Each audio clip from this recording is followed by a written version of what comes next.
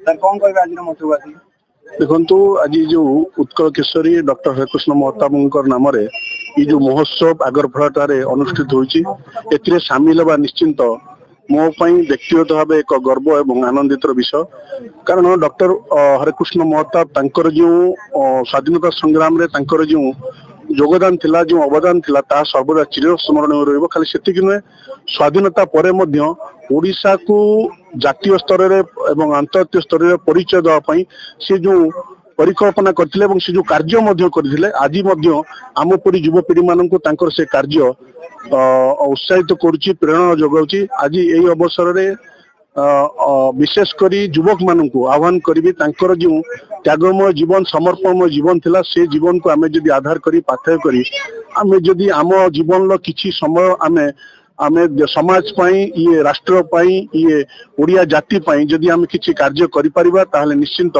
से परिजन महान अनुभव को प्रकृत श्रद्धांजलि हेबो।